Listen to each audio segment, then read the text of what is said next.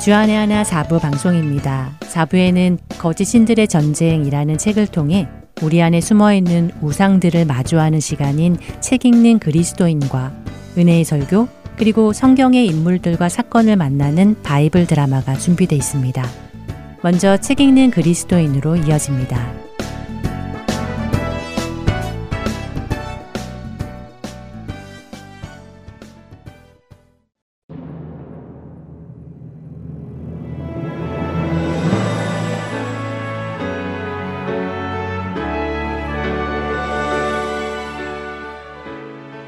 시청자 여러분 안녕하세요.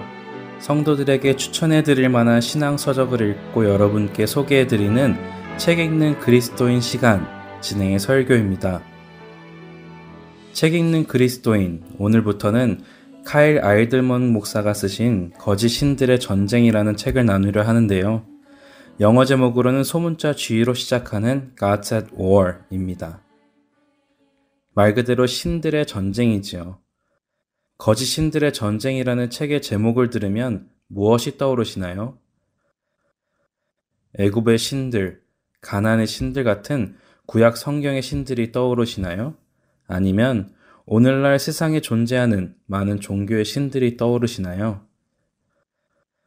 저는 처음 이 제목을 접했을 때 방금 나열해드린 그런 신들, 즉 하나님 외에 다른 신들에 관한 내용이라고 생각을 했었습니다.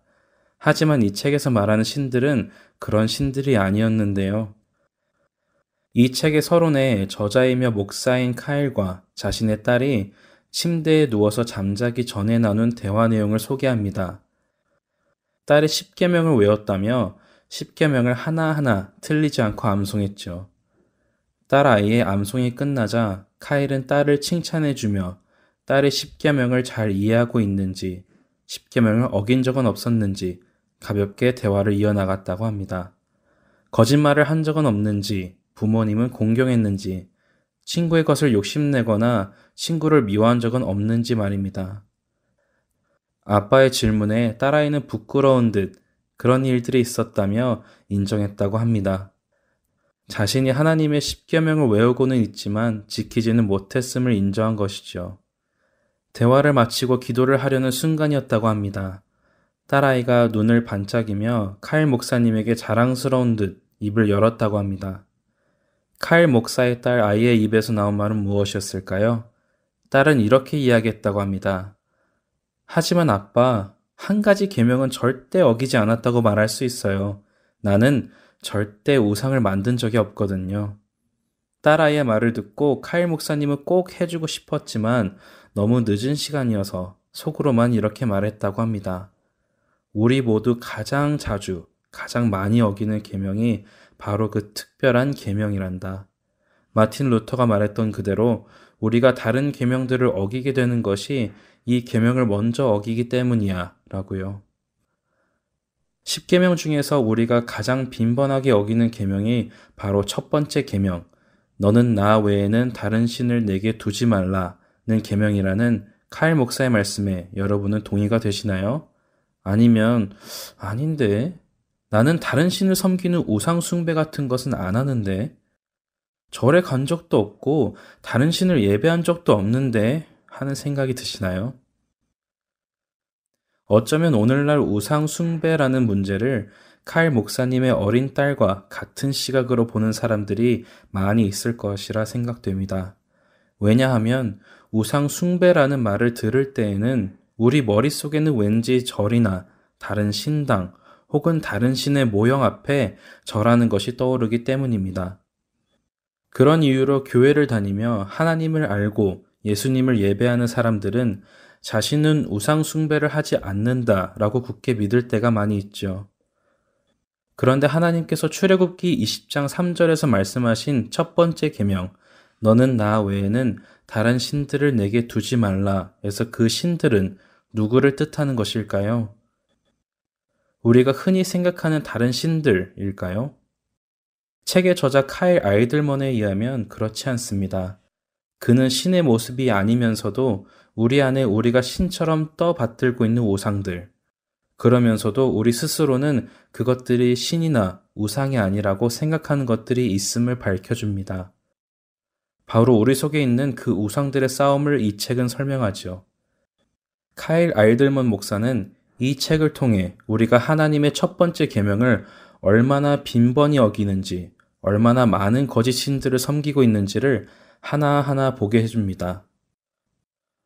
우상 숭배라는 렌즈를 통해 바라본 카일 목사 자신 스스로의 믿음과 삶, 하나님과의 관계를 새롭게 구축해 나간 진솔한 자신의 은혜의 경험을 나누기도 하죠. 카일 목사는 우리의 삶에서 오직 한 분, 우리의 섬김과 예배를 받으시기에 합당한 하나님의 자리를 대신 차지하는 것은 그것이 어떤 것이라 할지라도 우상이 될 수 있음을 강조합니다. 하나님으로부터 우리를 멀어지게 하는 모든 거짓 신들의 정체, 실제 우리 삶에서 우리가 섬기고 있는 것들의 실체를 보여줌으로써 우리의 영적 무지를 일깨우기를 원하죠. 여러분의 마음속에는 하나님보다 조금이라도 더 우선시되는 그 무언가가 있으신가요? 돈, 명예, 성공, 자신의 꿈, 자신의 가족, 좋아하는 음식, 오락, 성적인 것, 그리고 마지막으로 나라는 신. 이런 것들이 하나님보다 먼저라면, 하나님의 자리에 앉아 있다면 그것이 바로 우상 숭배인 것입니다. 카일 목사는 이 모든 것들을 거짓 신들이라고 표현하며 이 신들의 전쟁이 우리 마음속에서 매일 일어나고 있다는 것을 성도들이 깨닫기를 원하지요. 여러분 마음 안에서 벌어지고 있는 오늘의 전쟁에서는 어떤 신이 이겼나요?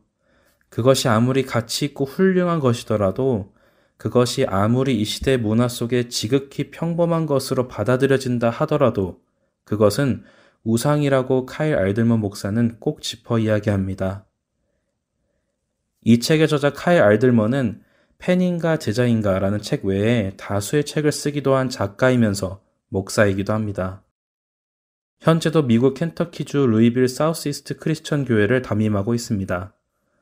카일 알들먼 목사는 이 거짓 신들의 전쟁이라는 책을 통해 인생 목표가 우상이 될 수 있고 별것 아니라고 생각하는 문제가 우상이 될 수 있음을 외칩니다. 우리 주님께서 계셔야 하는 내 마음속의 그 자리에 다른 무엇이 앉아 있는지요? 책 읽는 그리스도인, 거짓 신들의 전쟁, 이 책을 나누며 그 거짓 신들을 우리 마음속에서 온전히 내몰게 되기를 소망해 봅니다. 책 읽는 그리스도인, 다음 시간에 뵙겠습니다.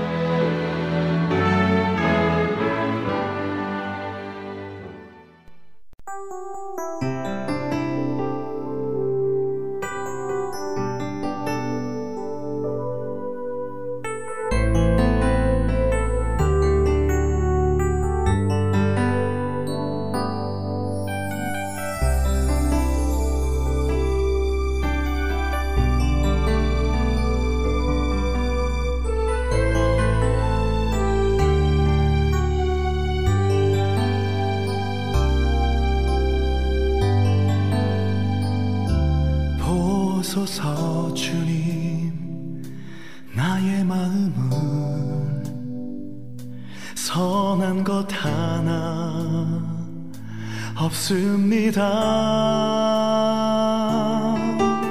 그러나 내 모든 것 주께 드립니다. 사랑으로 안으시고 날 새롭게 하소서. 주님만을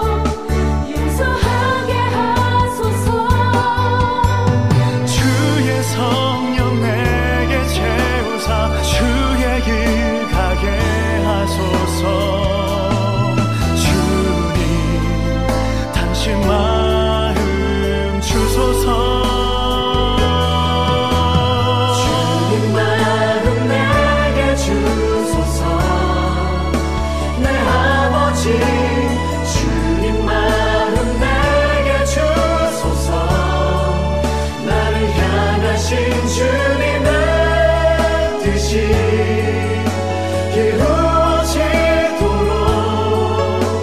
주님 마음 내게 주소서. 주님 마음 내게 주소서. 내 아버지 주님 마음 내게 주소서. 나를 향하신 주님의 뜻이 이루어지도록 주님 마음 내게 주소서. 주님 마음 내게 주소서.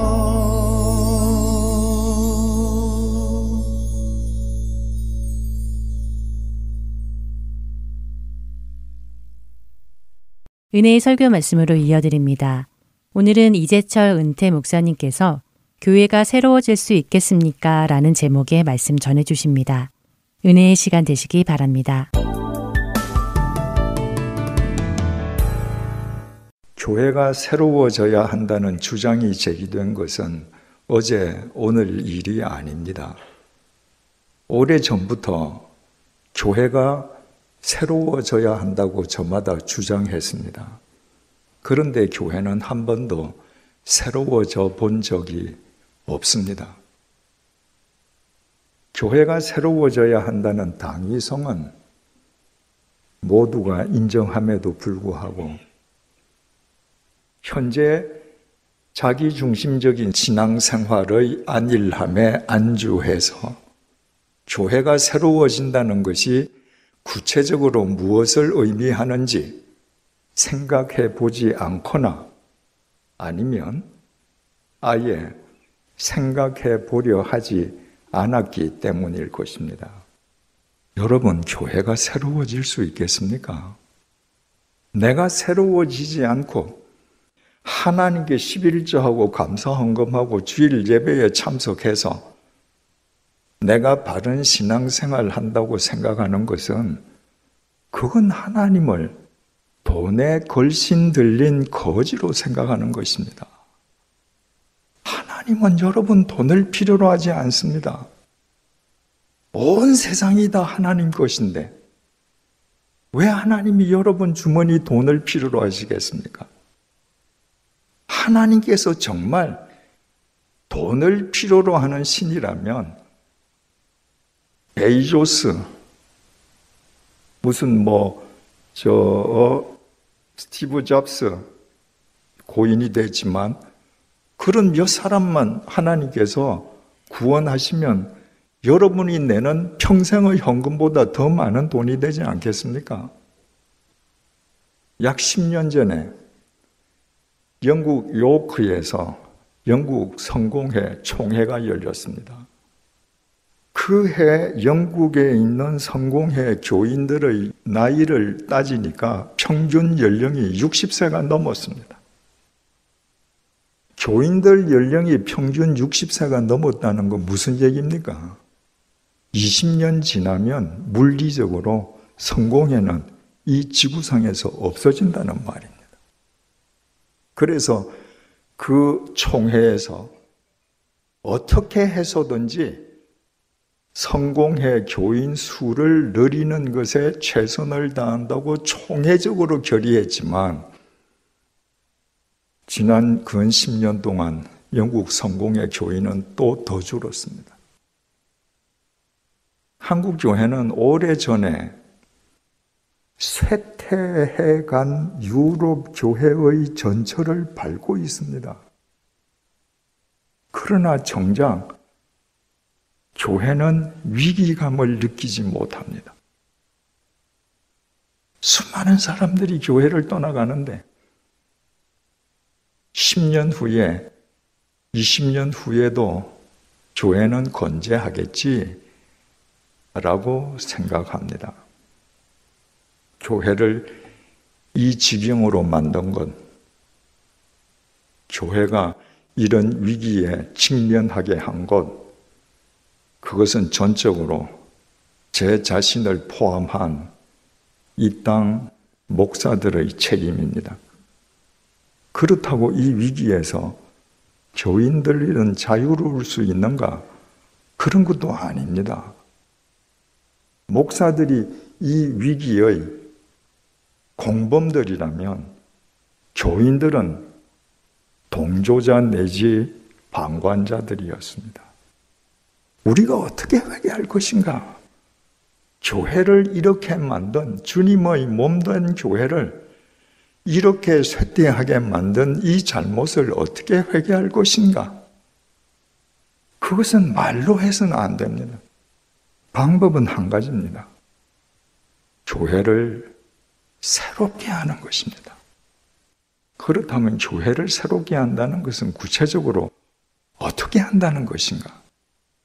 무엇보다도 먼저 교회를 새롭게 한다는 것은 교회가 광야 교회가 되는 것입니다. 이스라엘 백성들은 메시아께서 이 땅에 강림하시기를 열망했습니다. 그런데 메시아가 이 땅에 강림하실 것을 알고 그 길을 예비했던 사람들은 예루살렘에서 하나님의 말씀으로 밥 벌어 먹고 살고 부귀영화를 누리고 온갖 종교 권력을 누리던 대제사장들, 제사장들, 서기관들, 율법사들이 아니었습니다. 세상에서 권력을 잡고 있던 사람들도 아니었습니다. 아무것도 가진 것 없는 세례자 요한이었습니다. 하나님 말씀으로 밥 먹고 살아가는 대제사장을 포함한 제사장들도 모르는데, 율법사들도 모르는데, 서기관들도 모르는데 어떻게 세례자 요한, 그 단 한 사람은 알고 있었을까? 예루살렘에는 보이는 게 많습니다. 집들이 많습니다. 하나님이 보이지 않습니다. 광야는 아무것도 없기에 보지 않으려고 해도 하나님이 보이는 곳입니다. 제가 유대 광야를 한번 가보고요. 제가 유대 광야 갔을 때가 40대였는데, 내가 나이 들기 전까지 만약에 나한테 시간이 있어서 한 달 동안 내가 텐트를 치고 내가 살 수 있는 그런 시간적인 여유가 있다면 내가 꼭 유대 광야에 와서 텐트 치고 한번 살아야지. 40대 때는 그럴 기회가 올 줄 알았습니다. 근데 70이 넘도록 그런 기회가 안 왔습니다. 정말 부러운 곳입니다. 세례 요한은 그곳을 찾아간 사람입니다. 바울이 뭐라 그랬죠? 고린도후서 4장 18절입니다. 우리가 주목하는 것은 보이는 것이 아니요 보이지 않는 것이니 보이는 것은 잠깐이요 보이지 않는 것은 영원함이니라. 여러분들 댁에 계시는 것보다 예배당에 오면 좀 더 거룩하게 느껴지시죠? 이 보이는 거 지금 쇠퇴하고 있는 겁니다. 터키에 가서 보지 않았습니까? 2000년 전에 그렇게 사람들이 열심을 다해서 지었던 예배당들 다 허물어진 거예요. 이건 영원하지 않습니다. 그리스도인들은 보이는 것 너머를 보는 사람들입니다. 그것이 영원한 것이니까 광야에 가면 그 영원한 하나님만 보이는 것입니다. 예수님께서 이 땅에 태어나셨을 때 제일 먼저 예수님이 태어나신 것을 알고 가서 경배한 사람들이 있었습니다. 광야에서 양을 치던 목자들이었습니다. 그 목자들은 광야에서 양을 치다가 밤이 되면 모닥불을 피워놓고 하늘을 우러러보던 사람들입니다. 그때 하늘에서 천사가 내려와서 얘기했습니다. 구주가 나셨다고. 가서 경배하라고. 예루살렘 대제사장들, 율법사들 예수가 태어난 줄도 몰랐습니다. 광야의 목자들이 먼저 알고 가서 경배했습니다. 예수님에게 제일 먼저 이분이 왕이시라고 예물을 바쳤던 사람들이 있습니다. 누굽니까? 동방박사들입니다. 무슨 박사? 천문학자들입니다. 별을 관측하는 사람들. 여러분, 오늘날에도 별을 관측하는 관측소는 도시 속에 있지 않지 않습니까? 저 외딴 산 속에 있습니다. 옛날도 마찬가지였습니다. 지금 대도시에 비하면 옛날 도시들은 도시라고 할 수도 없지만, 그러나 옛날 도시도 도시거든요. 밤이 되면 집집마다 창문으로 다 불빛이 새어 나옵니다. 그런 데서는 하늘 별이 제대로 관측이 안 됩니다. 그래서 옛날 천문학자들도 다 광야로 나갔습니다. 광야 구릉에서 사방이 깜깜한데 하늘만 쳐다보던 사람들입니다. 그들이 메시아가 태어났다는 것을 알고 그 먼 곳에서부터 예물을 들고 와서 메시아에게 첫 번째 예물을 바친 사람들이 되었습니다. 보십시오. 메시아가 태어나실 것을 알고 그 길을 예비한 사람도, 메시아가 태어나신 것을 알고 제일 먼저 찾아가서 경배한 사람도, 메시아가 태어나신 것을 알고 제일 먼저 찾아가서 예물을 바쳤던 사람들도 다 광야의 사람들입니다. 광야의 사람들이었기에 하나님과 늘 대면하고 있었던 것입니다. 광야교회가 된다는 것을 조금 더 깊게 들어가서 설명하면, 광야교회가 된다는 것은 아웃사이더 교회가 되는 것입니다. 세례 요한은 본래 제사장 사가랴의 아들입니다.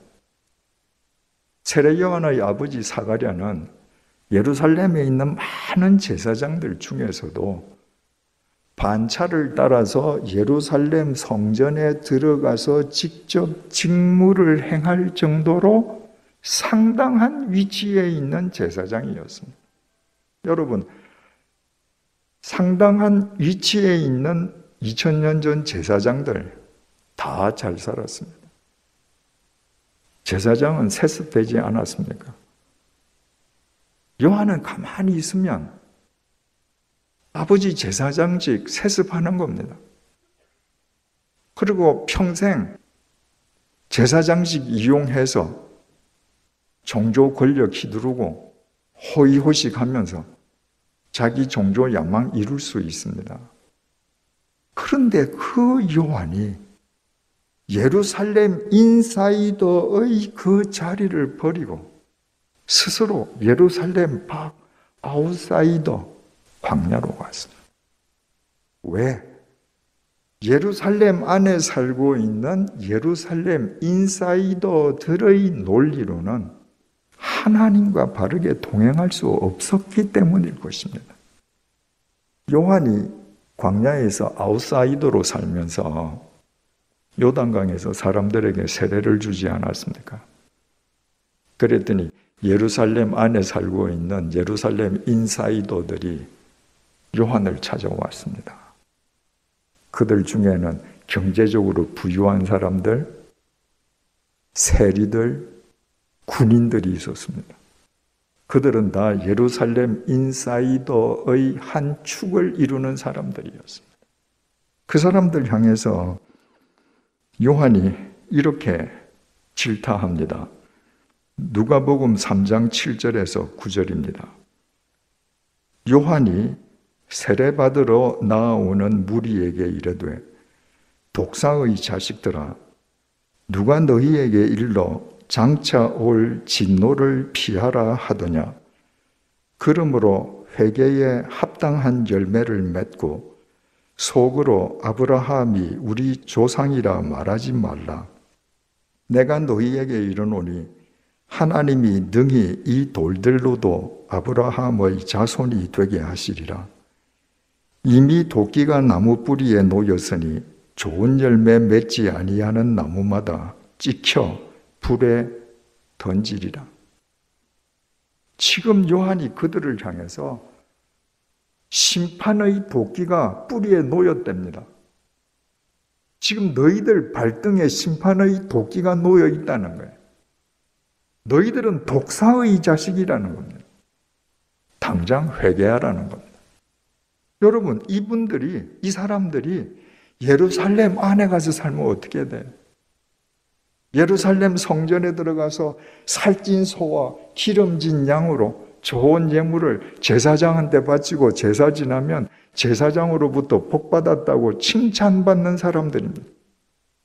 인사이더들 사이에서는 칭찬받는 사람들인데 아웃사이더 요한이 보건대는 하나님의 심판을 받아 마땅한 죄인들이었습니다. 아웃사이더에서 볼 때 인사이더에서 사는 사람들의 가면 속의 실체가 보이는 것입니다. 인사이더로는 보이지 않는 겁니다. 여러분, 그러고 따지고 보면 성경에서 세상을 새롭게 한 사람들 가운데에 인사이더는 없습니다. 세상을 새롭게 한 하나님의 도구들은 전부 아웃사이더들이었습니다. 여러분, 이 세상에서 아무리 부귀영화를 누린 귀부인이라 할지라도 예수님을 자기 태에서 배워서 낳게 한 성모 마리아보다 더 귀할 수 있을까요? 성모 마리아, 빈민촌 나사렛 아웃사이더입니다. 12제자 중에 인사이더가 있습니까? 전부 갈릴리 빈민촌 아웃사이더들입니다. 바울도 철저한 아웃사이더였습니다. 바울이 예수님의 부르심을 받는 순간 그는 인사이드 예루살렘 안이 아니라 아웃사이드 예루살렘 밖 다메섹으로 향하는 길 위에서 부르심을 받았습니다. 여러분, 우리는 길이라고 그러니까 오늘날과 같은 잘 포장된 길을 참 연상하기가 쉽지 않습니까? 그런데 예루살렘에서 다메섹 이르는 230km 길, 그 광야입니다, 광야. 그 광야 길 위에서 부르심을 받은 뒤로 죽을 때까지 아웃사이더로 살았습니다. 여러분, 하물며 하나님의 독생자로 우리를 구원하러 오신 그리스도께서 외양간 구유에서 아웃사이더 중에 아웃사이더로 태어나셔서 저 갈릴리 그 빈민들 속에서 아웃사이더로 사시다가 왕을 참칭한 대역 죄인으로 십자가에 못 박혀 죽은 아웃사이더였던 것을 생각하면 아웃사이더 아니고는 세상을 새롭게 할 수 없습니다. 왜 그럴까요? 종교 집단이든 세상 집단이든 정치 집단이든 인사이더가 된 사람들 혹은 인사이더가 되기 원하는 사람들, 인사이더가 되고 싶어서 그 언저리를 맴도는 사람에게는 공통점이 있습니다. 인사이더들은 자기의 기득권을 더 중요시하게 여기는 사람들입니다. 자기의 욕망이 목표로 하는 좌표를 더 중요시하는 사람들입니다. 그걸 중요시하지 않고는 인사이더가 될 수가 없습니다. 그래서 권력 지향적이 됩니다. 그들은 누구보다도 종교적인 열심을 갖고 있습니다. 종교 행위의 열심입니다. 그러나 종교심은 신앙심이 아닙니다. 인사이더들이 갖는 그 열심, 헌금 많이 하고 열심히 봉사하는 그 종교심은 하나님을 달래고 얼루어서 내가 원하는 목표를 이루기 위함입니다. 그래서 종교심은 미신입니다. 그렇기 때문에 인사이더들은 세상을 새롭게 하지 못합니다. 그들은 그들의 이해관계는 확충시킵니다. 그들의 이해관계를 확장시키면 확장시키는 만큼 세상은 오염됩니다. 그래서 하나님께서 아웃사이더를 쓰십니다. 인사이더가 될 수 있는 역량을 충분히 가지고 있음에도 불구하고 자발적으로 아웃사이더로 사는 사람들, 그 사람들은 신앙심 때문에 그렇습니다. 신앙심이라고 하는 것은 나의 것을 이루기 위해서 나를 강화하는 것이 아니라 하나님 앞에서 나를 철저하게 포기하는 사람들입니다.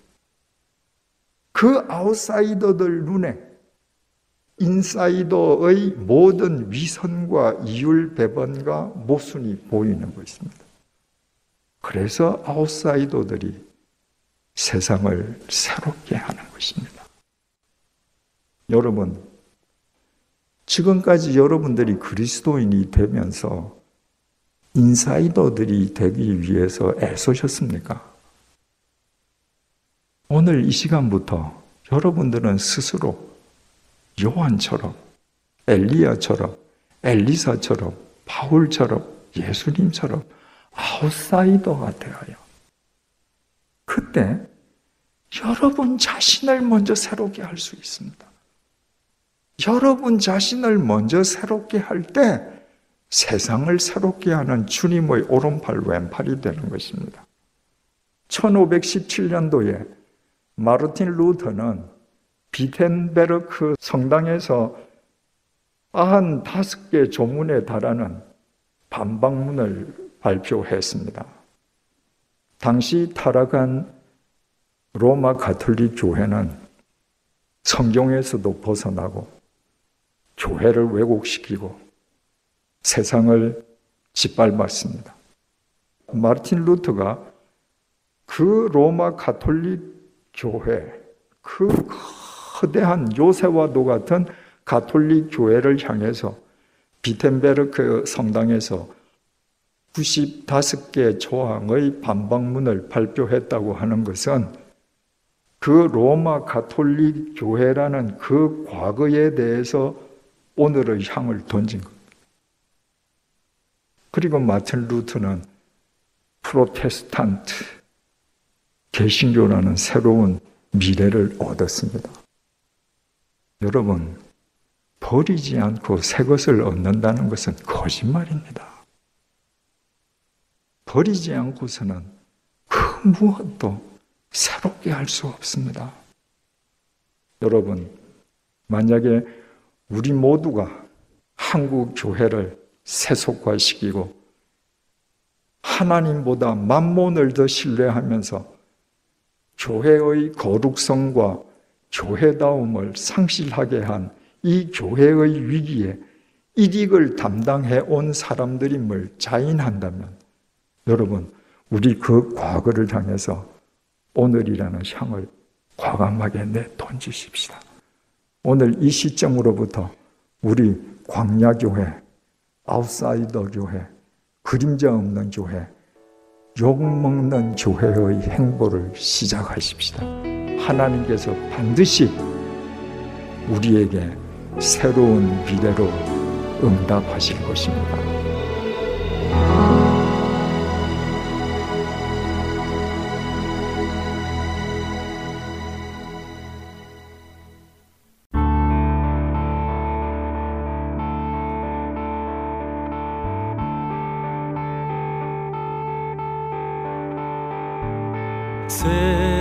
세상에 헛된 신을 버리고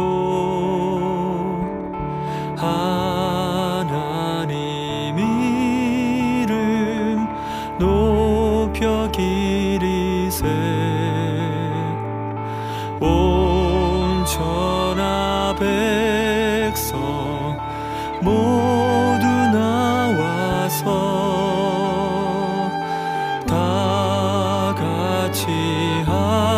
하나님만 섬기세.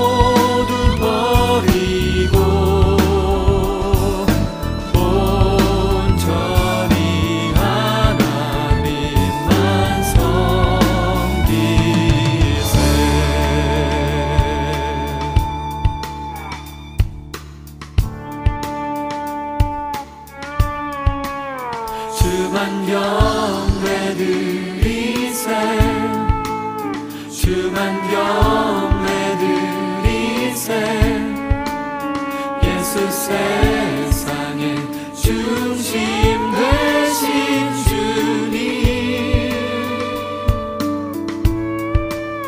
주만 경배드리세 주만 경배드리세 예수 세상의 중심 되신 주님 주만 경배드리세 주만 경배드리세 예수 세상의 중심 되신 주님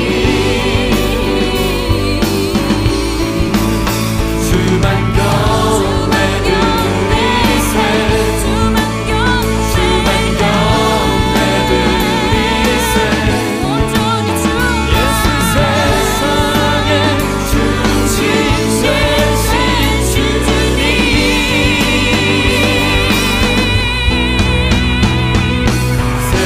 세상의 헛된 시를 버리고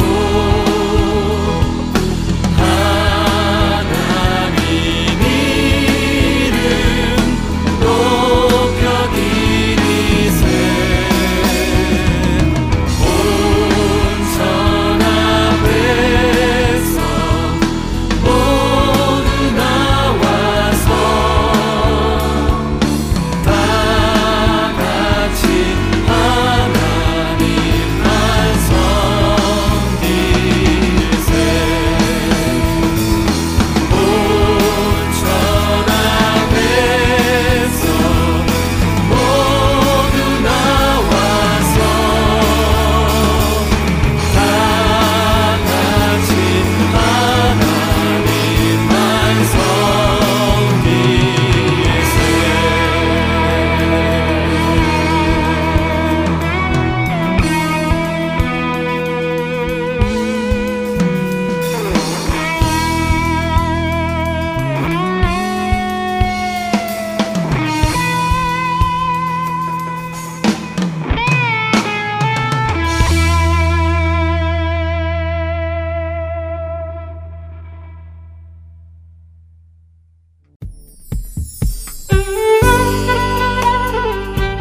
안녕하세요. 저는 시애틀 타코마에서 CD 배치 봉사를 하고 있는 노영남입니다.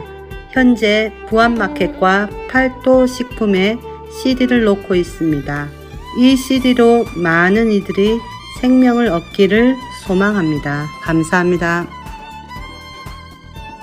안녕하세요. 저는 필라델피아 H마트에 CD를 놓고 관리하고 있는 봉사자 김경애입니다. 복음으로 많은 이들이 구원받기를 소원합니다.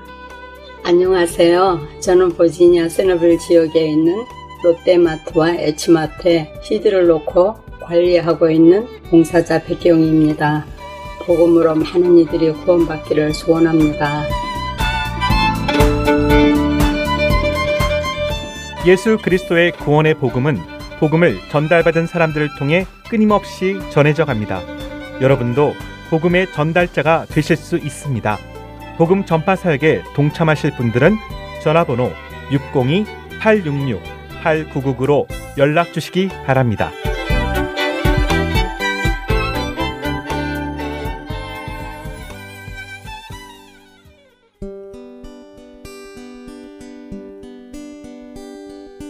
기쁜 소식 사랑으로 땅끝까지 전하는 하렌소.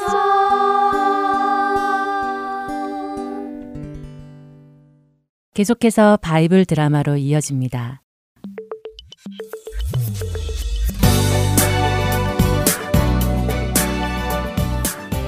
시청자 여러분 안녕하세요.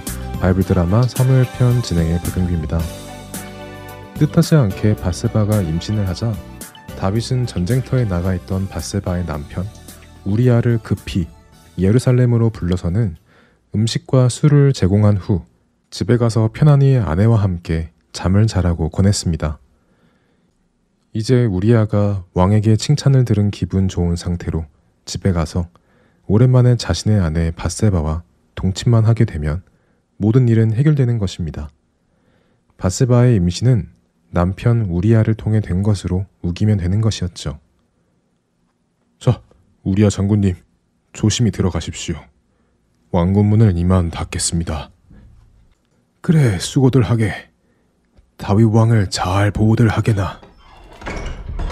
왕궁을 나온 우리아 앞에는 왕궁을 지키는 또 다른 군사들이 눈에 들어왔습니다. 이들은 왕궁 밖에 막사를 짓고 혹시 모를 침입에 경계를 서는 군인들이었죠. 우리아는 그들에게 다가갑니다. 모두 수고들 하는군. 아, 우리아 장군님, 그동안 별일 없으셨습니까? 전쟁터에서 고생이 많으시지요? 고생은 뭐, 여기 있는 자네들이나 전쟁에 나가 있는 군인들이나 모두가 다 같은 군인들 아닌가? 다 함께 고생하는 것이지. 그나저나 내가 오늘 자네들과 함께 여기 막사에 좀 묵고 싶은데 자리가 좀 있는가? 아니, 우리아 장군님은 댁도 가까우신데 댁에 가서 주무시지 어찌 여기서 누추하게 주무시려 하십니까? 모두가 전쟁 중인데 어떻게 나만 집에 가서 편안하게 발을 뻗고 잘 수 있겠는가? 그렇게 한다면 군인으로서 의리가 아니지. 우리아는 충성된 사람이었습니다.